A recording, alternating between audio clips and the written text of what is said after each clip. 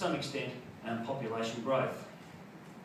Just to give you a quick look at the international student numbers, as the totals are coming off, and they're still reducing at the moment, and that's of concern to every apartment developer in Melbourne and Sydney.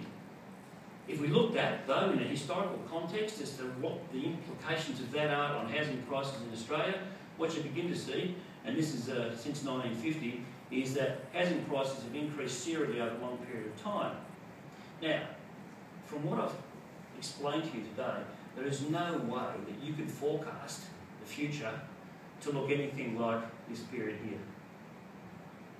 None at all.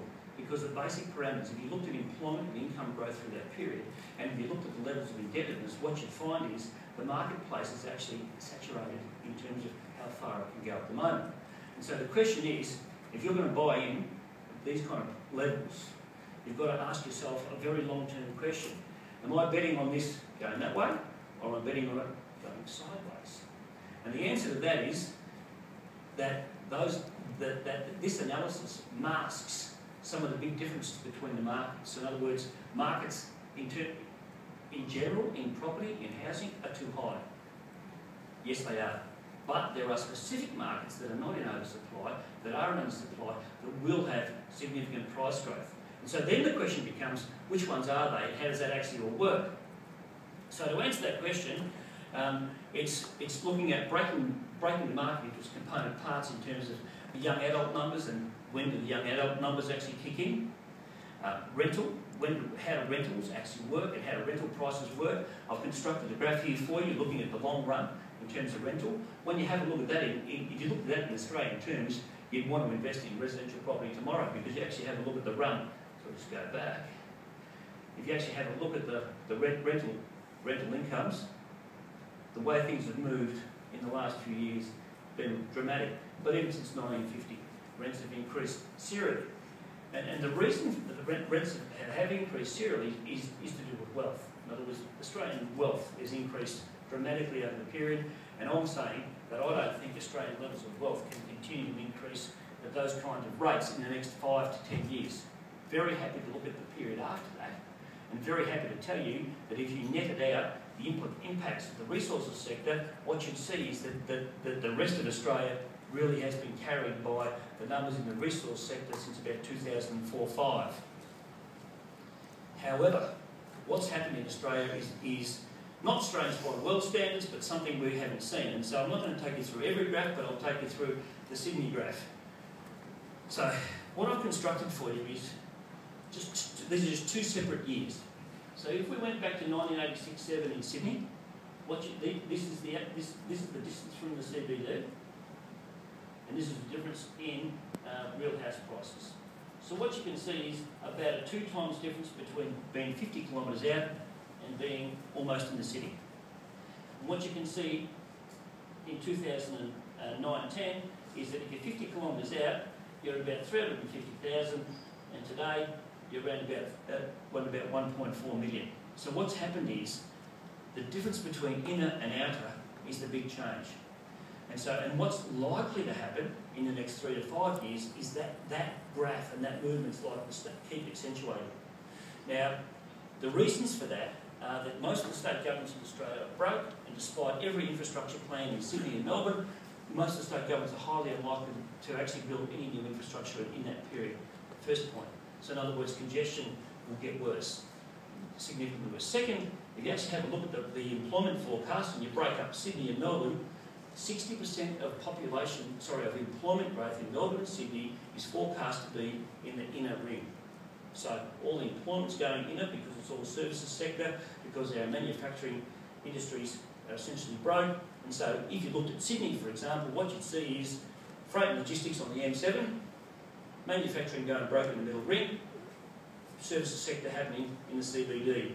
And what you can see, I showed you every capital, so I've constructed this for every capital city in Australia. And even in Perth, where people would say, oh, the resources sector has made that market different, it's not different. Let's have a look. Perth's the same, Brisbane's the same, every residential market in Australia is the same. So the answer in Australia is that you should be looking inner middle and inner ring, and you should be looking at more likely houses with some land attached to them. I've constructed this graph to you just to show you that if you actually have a look at, and I've just done this for Melbourne, it's the same graph for Sydney. If you actually have a look at land prices since the year 2000, land prices have taken off mainly because land on the urban fringe is almost impossible to subdivide, and so therefore land anywhere else has increased in value. This is Melbourne, this is the urban growth boundary, this is the Planning and Environment Act, and you see the land prices in Melbourne just gone through the roof. And Melbourne was more moderate than Sydney. And so part of the answer and the thinking through of how your investment and smaller investment might work would be looking to inner areas, looking to properties with a little bit of land attached to them, because you can see from the employment and the economic fundamentals that in this period from 2013 to 2020, the fundamentals are likely to actually support that kind of development. So I was told to finish by 5 o'clock, and I reckon I'll get up before that. Conclusion is the demand for dwellings is actually more complex than the big numbers. The perceived high prices that households have got is really driving demand down and driving rentals up and increasing housing occupancy rates, but that's likely to persist. Why wouldn't it persist? Why wouldn't kids stay at home? Why wouldn't you wait? Why wouldn't you rent with somebody else until prices get right, until I'm earning enough money? Post 2015, 2017, I think there might be a new wealth effect that starts to kick in.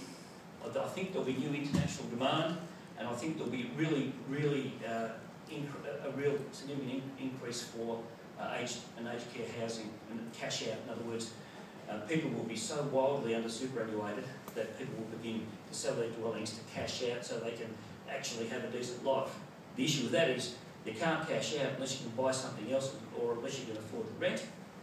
But I'm pretty confident, based on the products I'm working on at the moment, there'll be some interesting new products coming through the marketplace. So I guess just to leave you with one idea, traditional housing forecasts about the urban fringe in 155,000 dwellings a year. Don't believe anything you read. Get in behind those number sets and try and understand how the market works. And I think there's a lot of money and a lot of opportunity. Thank you very much.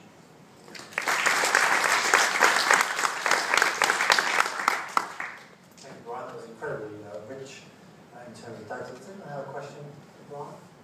Just to round off the day. I'll ask you a question. That's a good question. The migrant population is going to be one of the biggest determining factors on the housing prices and the demand for housing. That's right. How much is the strength of the Aussie dollar going to harm that, given that if you're migrating to a country, you kind of want to go there with some assets? At the moment, if you're migrating to Australia, your assets are worth significantly less if you move in here. Is that going to have a negative impact? Look at one.